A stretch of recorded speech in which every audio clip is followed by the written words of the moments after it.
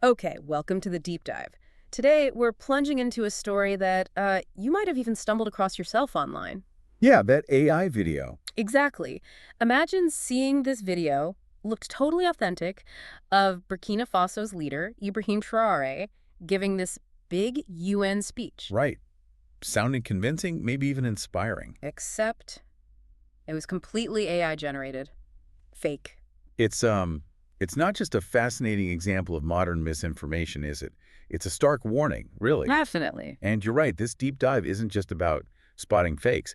Our mission is to unpack why this stuff gets made Yeah, what's behind it? and what it tells us about, a complex country like Burkina Faso at such a critical moment, and what it all means for you trying to stay informed. Absolutely. Our goal today is to sort of cut through all that noise. We've got this stack of info, social media stuff, economic reports, humanitarian data, Right. and we want to pull out the key insights to help you understand Burkina Faso's story. It's got so many layers. Think of it as a shortcut, maybe, to getting properly informed on a situation that's changing, like really fast. Okay, so let's get right into it. This digital deception, this AI speech, how did it actually play out? So this AI speech, what's kind of unsettling is just how convincing it apparently was. Right.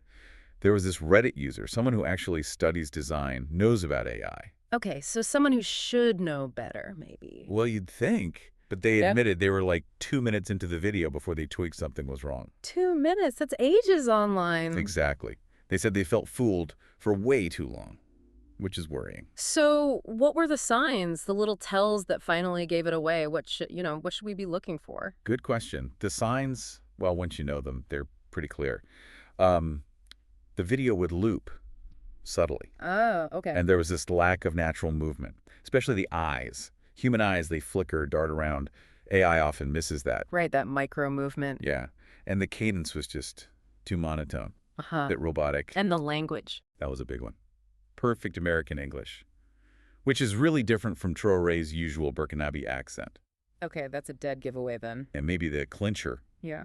the actual video frame, it was identical to one from a real meeting he had with Putin. No way. So they just pasted a fake head onto a real scene? Looks like it. Just Wow. dropped a fake head onto a real body, yeah. That's incredibly sophisticated, but also kind of brazen. What's the point of going to all that trouble? Is it just to make people believe one specific fake thing? Well, that's where it gets really interesting. One user speculated maybe it was designed to help him go viral in English. Yeah. Or just, paint him in a good light. Sort of image management. Maybe. Or even boosting relations with the Kremlin, potentially. It moves beyond just a simple fake into what some people are calling narrative engineering. Narrative engineering, what does that mean exactly? It's like building a whole perception or storyline around someone, using these subtle cues to influence how people see them over time, not just hitting them with one false message. So it's not just one fake video. It's about weaponizing storytelling almost to subtly shift how a leader is perceived, maybe even forge alliances, all without, saying anything directly. Precisely. Yeah. And the broader purpose of this kind of misinformation, it might not even be to make you believe one specific thing. Right. Instead, the idea could be to flood the space with so much synthetic content that nobody can tell what's real anymore. Just create chaos and confusion. Exactly. And once that confusion takes hold, it's easy to discredit anyone, right? It creates this subtle smear, not based on policy or facts, but on association and ambiguity. That's insidious. It really highlights this global AI content literacy problem. And the warning is stark. This is just the beginning. These videos could well be part of a larger, maybe Pan-Africanist and/or Russian propaganda effort. And like you said, this isn't just some distant issue. As we speak, you listening might be scrolling past sophisticated deepfakes right now. Absolutely. So understanding these tactics, knowing the signs, it's just crucial for your own media literacy today. Now, let's try and connect this digital stuff to what's actually happening on the ground in Burkina Faso. Because the country itself has seen some, well, equally dramatic shifts. Okay. You had the coup back in September 2022. Captain Ibrahim Traoré came in as transitional president. Right, I remember that. And just recently, July 2nd, 2024, that transition period got extended by 5 years. 5 years, wow. That's a long transition. It is. And all this is happening while the country's been dealing with really severe security problems since, 2015, recurrent terrorist attacks. It's been tough. So you've got this internal fight for stability, and then against that background, they're also making these huge changes in foreign policy. Exactly. In September 2023, Burkina Faso, along with Mali and Niger, they formed this Alliance of Sahel States, the AES. AES, right. What's the goal there? Primarily coordinating counterterrorism efforts. But this new alliance has also led to some pretty decisive breaks with, traditional Western partners. Like who? Well, the big one was January 28, 2024. All three AES countries announced they were leaving ECOWAS. ECOWAS. The Economic Community of West African States, that's huge. It is. They cited a lack of solidarity from ECOWAS in tackling regional security. And then come March 2025, they also said they're pulling out of the International Organization of La Francophonie. So we're really turning away from those established structures, especially French-linked ones. It signals a major shift away from former colonial ties. Absolutely. That's such a bold move, leaving ECOWAS, which has been, so central to the region. What are the immediate impacts of a break like that for Burkina Faso and for West Africa generally? Well, it's part of what some are calling West Africa's resistance against imperialism. You have to remember the history. Right. These former French colonies, they kept really deep economic ties to France.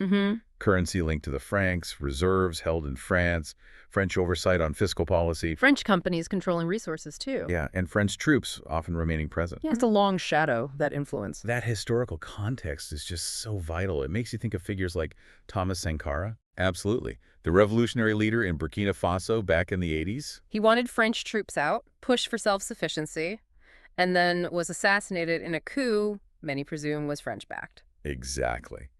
And it feels like the current anti-imperialist sentiment is really echoing Sankara's ideas.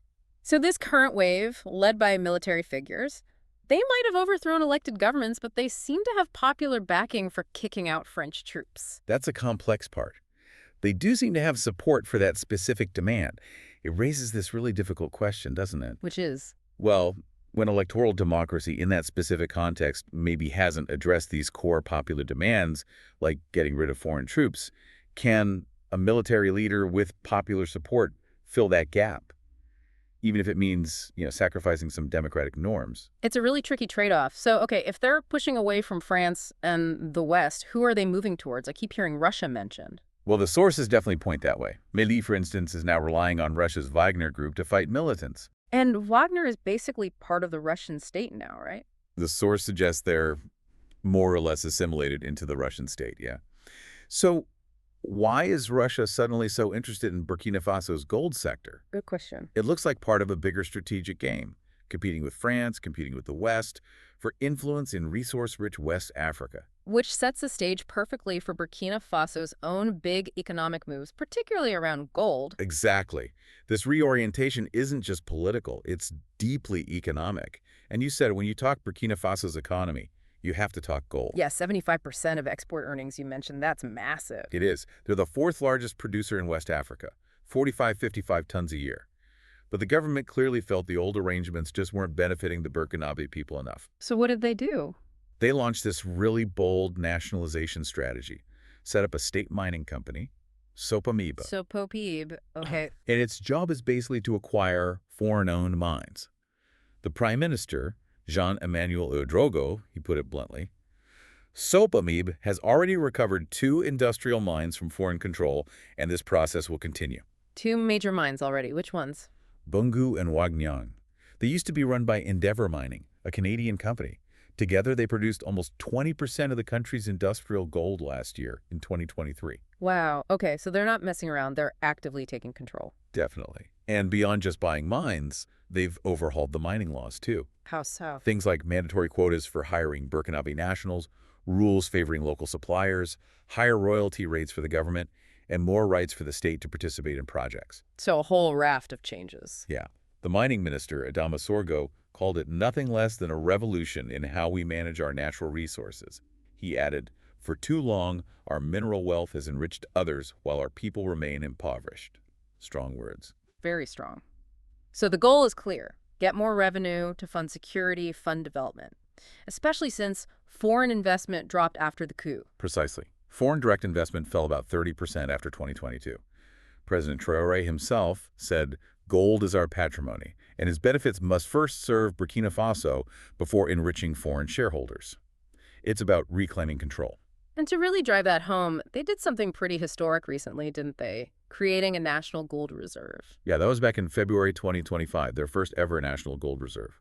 The goal is ambitious, accumulate 50 tons by 2030. 50 tons. What's Yeah. it thinking there? The finance minister, Abubakar Nakanabo, said it's about strengthening economic independence, making the country more resilient to external shocks. It's a very tangible step towards sovereignty. Makes sense. But this aggressive approach, it must be making existing Western mining companies nervous. Oh, absolutely. The sources talk about significant uncertainty. Companies are worried about compensation, fair value if their assets are taken, legal options. It's making them hesitant. And investment figures reflect that. Reportedly, foreign direct investment in mining fell by 40% in 2024. And you see the shift in partners, too.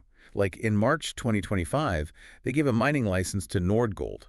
A Russian company. Exactly. And the terms, 30% state ownership, plus commitments to process the gold locally. Okay, so what's the bottom line here? What are the potential upsides versus the downsides of this whole strategy? Well, the benefits they're aiming for are clear: more revenue for the state, developing processing facilities domestically, keeping more value in the country, and maybe bringing the informal, artisanal gold mining sector into the official system. Sounds good on paper. Potential pathway to self-sufficiency. It does, but the risks are huge.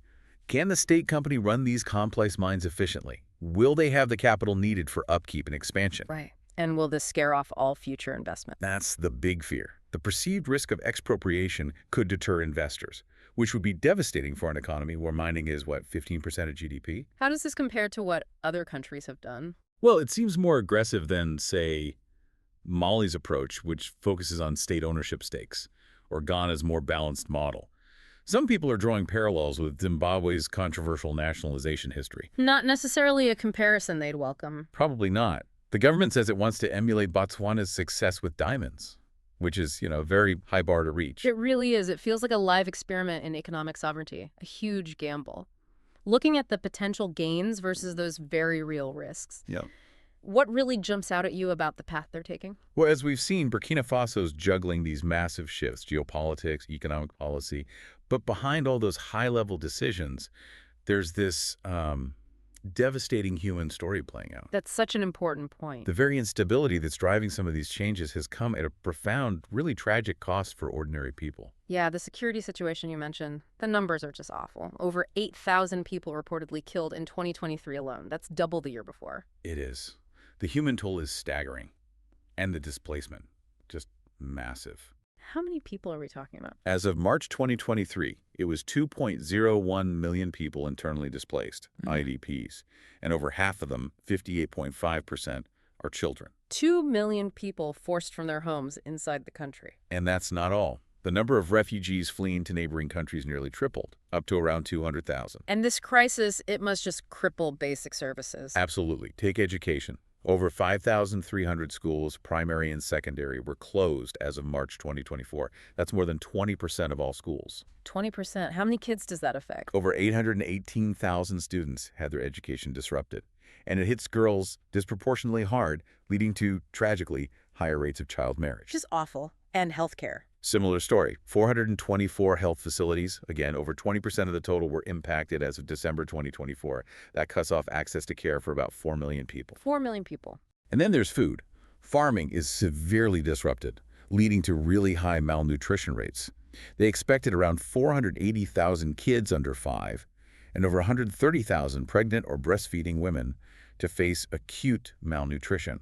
The whole fabric of society is just fraying.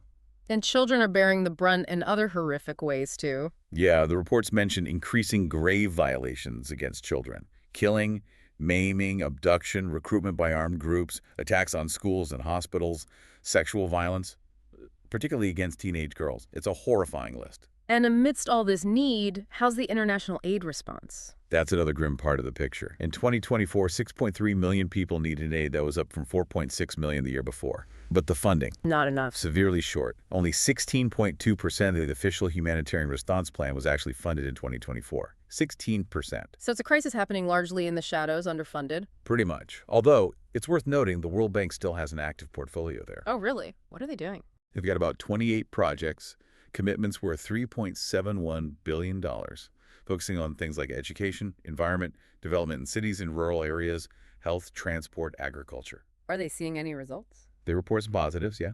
Renovated lecture halls, a university daycare, hundreds of new classrooms, getting safe drinking water to over 800,000 people, building or fixing nearly 1,000 kilometers of roads. So development work is still happening somehow. But it raises a tough question, doesn't it? How do these international aid efforts work alongside a government that's so focused on sovereignty, especially when getting access to people is hard and trust might be low? Exactly. Can development really work effectively in that kind of environment? Amid such deep instability and these shifting alliances, it's really tricky. And finally, let's bring this all back to where we started, in a way.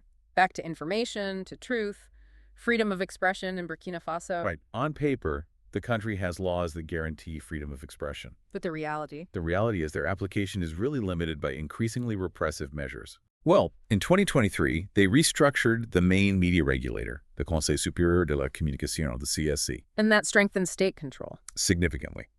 It gave the government more power to censor, to conduct searches, even suspend media outlets. Huge power over information flow. And what's been the effect of that on the ground? Since 2022, sources say there's been this intensified crackdown on journalists, on anyone seen as dissenting. And the result? Widespread self-censorship. People are afraid to speak out. Seems like it. International news outlets have been suspended, foreign journalists kicked out, and disturbingly, there have even been encouragements of hate speech against media critical of the government. That's dangerous. And then you have reports of actual kidnappings, journalists, activists, political opponents just disappearing. It fuels this climate of fear and insecurity. So this increased media control, the censorship, it obviously limits access to different viewpoints, hits transparency, damages public trust. Absolutely. The fear of repression has apparently paralyzed public discourse. People are just censoring themselves. And what's really unsettling, connecting back to the AI video, Yeah. is how this erosion of media freedom directly impacts how citizens understand their own country, right? Yeah. It creates the perfect, fertile ground for the exact kind of misinformation we began with. Exactly. If you can't trust your own government's information or independent media is silenced, where do you turn? Who do you believe?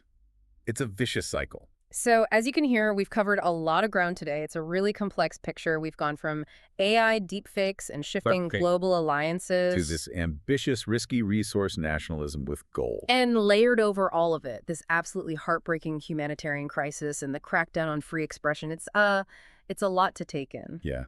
What this deep dive really shows, I think, is a nation caught in this tension between this powerful desire for self-determination, for sovereignty. And these immense internal challenges, security, poverty, displacement, all playing out on this complicated world stage where, as we saw, truth itself feels like it's under attack. Burkina Faso's story, it's not just about one country, is it? It feels like a microcosm, reflecting the challenges so many developing nations face right now, this era of, information warfare and these big shifts in global power. Absolutely. So maybe the thought to leave you with is this. When you consider everything, the strategic value of resources like gold, this explosion in AI fakes, the deep humanitarian needs, the political shifts, what kind of future can nations really carve out when they're striving for independence, economic and political, in a world where even figuring out what's real is becoming harder and harder?